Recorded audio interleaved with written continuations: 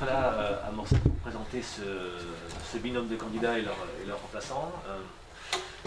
Donc on est pour le rendre présent des candidats sur tous les cantons pour proposer aux Hollandaises et Hollandais une alternance à l'exécutif en place depuis bientôt 40 ans. 1982. Le même âge que moi, donc Même je connais l'âge. Vous remonter jusqu'à 67. oui, je sais, bien avant même. Et encore avant, et encore avant en réalité. Même si avant, à l'époque, c'était des radicaux. Voilà, le parti les derniers politique radicaux, depuis il a fini en 67. au moins 40. Et donc, voilà, donc on est un groupe qui prend des gens du centre-gauche à la droite modérée, qui sont pour la très grande majorité encartés dans aucun parti politique, et qui sont souhaités nous rejoindre pour proposer donc dans tous les cantons un bulletin de vote hollandais qui souhaitent le changement. Et donc ici, je suis très content de vous présenter Denis et Isabelle qui vont eux-mêmes, et Thierry, son remplaçant, qui vont eux-mêmes dire un mot pour se présenter. Après on répondra aux questions. Isabelle, peut-être on a madame. Oui. Donc je suis Isabelle Dupouille, je suis chef d'exploitation associée à mon frère dans l'exploitation agricole Le Gaec de Monan à Onès, et je suis au quartier l'Estadjao. Nous avons repris l'exploitation de nos parents dans les années 80 et nous produisons des asperges, du maïs doux, des pois, des haricots verts. C'est la partie professionnelle. Bon, alors j'ai voulu faire partie de l'équipe de Mathuara, car je pense que les agriculteurs ne sont pas assez représentés au sein des conseillers sortants du département. Il n'y a pas beaucoup d'agriculteurs.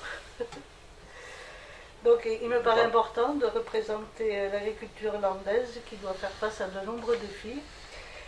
Le défi le plus préoccupant pour moi me paraît être l'isolement de nos entreprises, essentiellement au niveau numérique. Voilà, lorsque nous sommes à plus de 6 km du central téléphonique, on n'a pas le haut débit, enfin le haut débit est instable, l'ADSL ne marche pas très bien, et évidemment, nous ne parlons pas du très haut débit, qui est absolument impossible à avoir sur nos exploitations agricoles. Cette situation est de plus en plus difficile à vivre à l'heure actuelle dans des entreprises qui sont soumises au tout Internet. C'est-à-dire un peu compliqué. Donc on nous promet la fibre qui sera installée en priorité dans les zones isolées d'ici 1 an ou 2, mais je ne sais pas si ça va se passer. En tout cas, j'espère, je prie. Avant fin 2020, normalement. Enfin, 2020. 2022. On a pris beaucoup de retard, mais a priori, là, c'est un département qui a beaucoup de retard. Bon. Donc, on l'attend avec impatience. Oui. Alors, au niveau de la téléphonie, on est guère mieux servi parce qu'on n'est pas en zone blanche, mais on est en zone de réception instable, avec souvent des coupures au milieu des conversations, ce qui rend difficile les entretiens professionnels, qui se passent de plus en plus par téléphone, évidemment, surtout avec le confinement. Et alors, la plus grande gêne que nous avons, nous personnellement au quartier de l'Estadjao, c'est qu'on n'est toujours pas raccordé au réseau d'eau de la commune. Donc il y a une dizaine de maisons et on n'a pas l'eau du réseau. On a notre propre eau que nous pompons avec des forages et notre propre matériel, qui marche à l'électricité. Donc les jours où on n'a pas d'électricité, on n'a pas d'eau. Et c'est arrivé chez moi, d'ailleurs, à chaque tempête, on passe une semaine sans eau, donc on va chercher l'eau à 6 km à Onès. C'est un peu embêtant. Donc, personnellement, aussi, il me paraît important que les voix de l'opposition se fassent entendre dans le canton. En effet, le budget de la commune de Morsens est largement déficitaire. Et ce sont les communes qui ont une bonne situation financière qui vont redresser le déficit de la commune de Morsens au travers de la Comcom. Je citerai par exemple le passage en fiscalité professionnelle unique, la FPU, de la communauté des communes du pays morcenais. Elle va désavantager les communes bien pourvues, malgré le mécanisme des attributions de compensation. Voilà. Enfin, j'ajouterai encore un petit chose sur les... Pardon, excusez-moi, j'ai oublié de faire mon téléphone. Ah, ça. Ici, ça passe. Oui, ah bah oui. C'est pour ça. Maintenant que vous n'avez pas besoin, ça passe. Tout à l'heure, ça passera un peu. Cheval, elle n'a pas besoin de l'éteindre. On va attendre. Faut quoi, vous êtes, pour connaître déjà tout ça, vous êtes déjà élu quelque part? Oui, je suis conseillère municipale à Onès, au village de Onès. Onès? Oui. On est scénario. Onès, Ah, ouais. à la rive. Dans la mandature actuelle. Oui, Et quand vous dites Et que précédente. Morsinx c'est déficitaire, Morsinx c'est déficitaire, Morsinx la nouvelle, oui, l'ensemble, Morcès, la nouvelle. Non, Morcès, la nouvelle édition. ou Morsinx l'ancienne, qui a Morcès fusionné pour ancienne. arranger. Voilà, oui, Non. pardon, Morcès, la commune de Morcès Ouais. est largement déficitaire. Non. Ils n'ont pas fusionné avec Abyss d'ailleurs aussi. Vous avez quand même le record départemental de déficit public. Hein. Ah, ouais, Ah oui, c'est assez impressionnant. ouais. Si on gérait comme ça nos collectivités, nous, on le ferait ça. Bon, alors j'ajouterai aussi quelques mots sur la forêt, parce que nous sommes agriculteurs et nous cultivons des terres, mais aussi de la forêt. Et notre liste Couleur Land défend une gestion de plus en plus diversifiée de notre forêt. En effet, la monoculture du pin pourra difficilement maintenir le massif forestier landais face au réchauffement climatique. Il nous paraît donc important de rechercher dans les années à venir les espèces qui pourront se mélanger à la culture du pin. Les essais à mettre en place dans les 10 ans à venir pourront se porter sur des espèces comme les chênes verts, les chênes lièges, le houx, les genêts, les poiriers sauvages, les abroyés, etc. C'est développer les expérimentations en fait avec l'INRAE, l'Institut national de recherche agronomique, et d'ailleurs on peut saluer que la suppléante d'Isabelle soit ingénieure agronome, vraiment dans cette démarche scientifique de faire progresser le massif landais. Et qu'il soit résilient parce qu'il y a quand même 30% qui tombent à chaque tempête qu'elle. Donc il faut quand même se poser des bonnes questions. Et en termes de puits carbone et de biodiversité, on n'est pas non plus au summum. Donc voilà, donc toute la culture du bois, soutenir la filière bois tout en l'accompagnant, c'est un thème très très fort chez nous. Les pins ils avaient été mis pour Pomper. assécher, pomper, hein, et ils pompent peut-être trop. Sauf quand il y a des inondations, là on est content de les avoir, mais sinon finalement Oui, mais enfin, ça continue de pomper. la monoculture, c'est parasites, maladies, etc. Ouais. Donc les monocultures. Il faut faire des expérimentations, il ne faut pas changer de modèle, mais faire des expérimentations. C'est sûr. Pour faire une biodiversité avec le pin. Je ne dis pas qu'il faut. Oui, ça reste la culture majeure. C'est la culture majeure. Mais il faut le mixer un peu. Voilà. D'accord. Voilà tout ce que j'avais à dire. Ok. Bon, à toi. Moi je suis M. Labarrière-Denis, donc là moi je suis éducateur spécialisé au sein de la PJJ, protection judiciaire de la jeunesse. J'ai un parcours qui était aussi surtout avec la jeunesse, notamment à l'EPID également.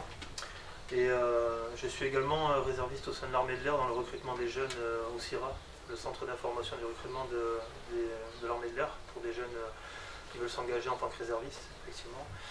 Et enfin aussi, au niveau culturel, je suis assez impliqué puisque je suis artiste depuis maintenant, ça fait presque 20 ans en fait. J'ai été artiste indépendant, j'ai sorti plusieurs albums notamment, et j'ai pas mal de promotions pour les langues, par différents biais sur des morceaux notamment. Donc assez impliqué au niveau culturel également, animateur radio aussi, donc voilà. Vous êtes artiste dans la musique, c'est ça? Ouais, musique urbaine. Donc Couleur-Land, pourquoi Couleur-Land? Parce que c'est des thèmes qui me touchent. Quand j'ai vu le programme avec Mathieu Arras, c'est des thèmes qui sont portés aussi sur la citoyenneté, la jeunesse, le sport aussi, parce que je suis aussi sportif au niveau football dans les Landes. J'ai très longtemps joué au foot dans les Landes, j'ai sillonné les villages landais pour faire des matchs. Et donc effectivement, ouais, ça m'a touché, je me suis dit pourquoi pas tenter cette expérience.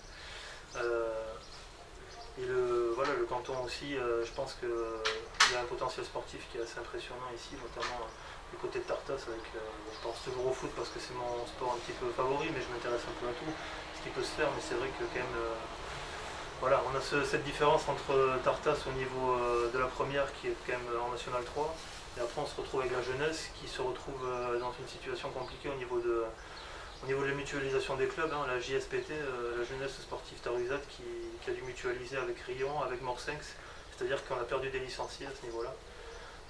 Les bénévoles sont moins aussi impliqués, malheureusement. Le Covid n'a pas aidé non plus, on va dire. Et c'est vrai il y a un soutien qui est mis en place par Couleur-Land sur le programme, il y a des choses qui sont intéressantes pour les jeunes, notamment les passeports avec des possibilités d'avoir une licence gratuite pour les jeunes qui ont moins de 13 ans.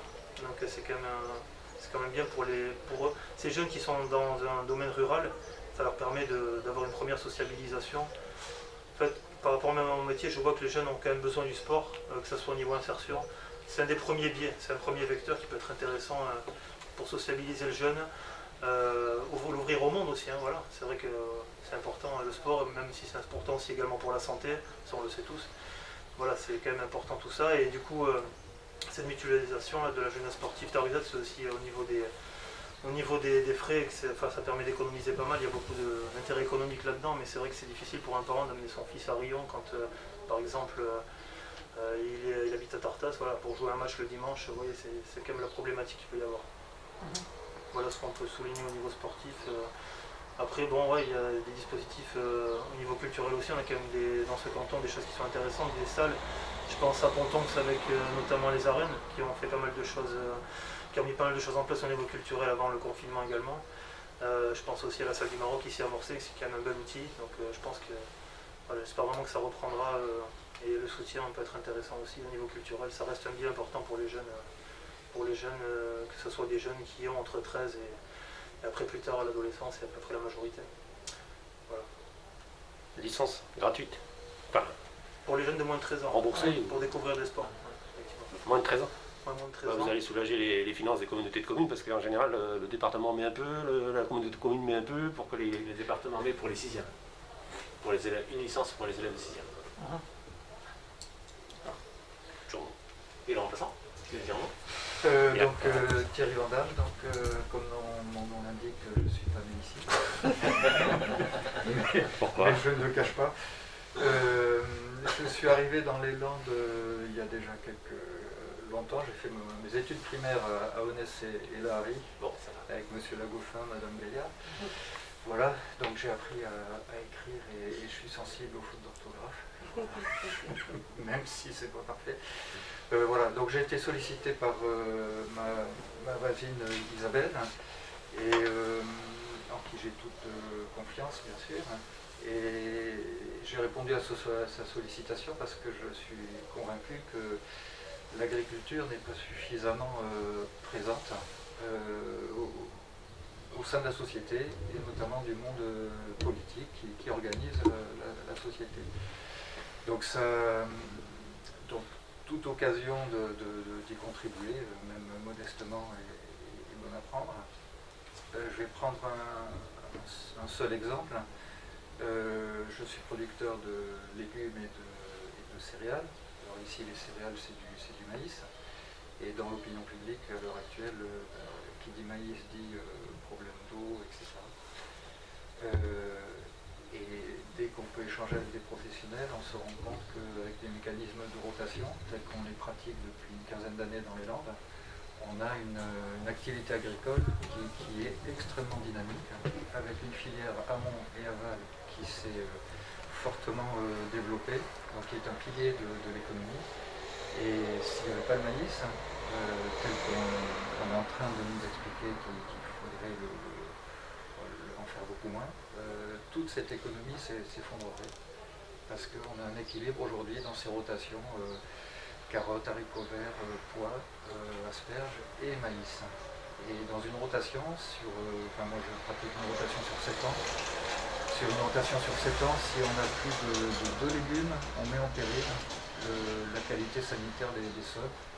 Et c'est les années de maïs qu'on fait entre cultures de maïs qui permettent d'assainir le terrain. Donc c'est des choses qu'on pratique tous les jours, que tous ceux qui sont immergés dans ce métier connaissent. Et c'est l'occasion, on va dire que il faut que ces informations et ces échanges circulent plus librement, qu'il y ait moins de cloisons, que chacun puisse venir voir et se rendre compte. Voilà. Donc, c'est pour ça que je me suis dit que ça pourrait être utile de participer. Ouais. Et ce principe de rotation, tout le monde le fait ou pas beaucoup? Oui, ici? Oui, quasiment tout le monde. Oui. Les Landes sont devenus le premier département producteur de carottes en France, grâce à ce système de rotation. D'accord. Oui, avec les légumes Landes pas très loin. Oui, voilà, c'est oui, ça. tout à À côté fait. de la Mouère. Ichous, ça. Ichous. Oui. Ok. Comme des Est-ce- terres carottes. Voilà, tout à fait. Ouais. Ah, je suis allé voir. Est-ce qu'il y a Je tente beaucoup aussi. Est-ce qu'il y a un point fort en fait une idée force, quelque chose que vous voulez développer, une thématique, une vision particulière, globale? Je ne veux pas dire un mot d'ordre, mais peut-être quand même un axe.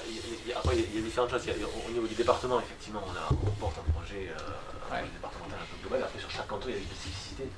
Effectivement, ici, on a un canton où l'agriculture, la jeunesse, le sport, la culture sont les thèmes qu'on a voulu mettre en avant. Au niveau global, on va présenter notre projet, monsieur le directeur des campagnes, très prochainement, je crois. Voilà, on attendait de présenter tous nos candidats déjà. Il y a encore 2 quadrinômes à présenter. Il y a Dax et la Haute-Lande cette semaine. Dax et la Haute-Lande. Donc voilà. Et après, on présentera le programme globalement, mais on l'avait très bien dit.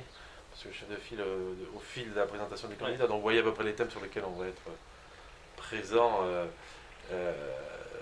respectant les compétences du département. Parce que l'aspect social, solidaire et dépendance, c'est quand même un énorme enjeu. Donc on parle aussi au fil dans le détail, effectivement, il y aura beaucoup de choses à dire, mais on le fera au niveau global. D'accord. D'accord, très bien.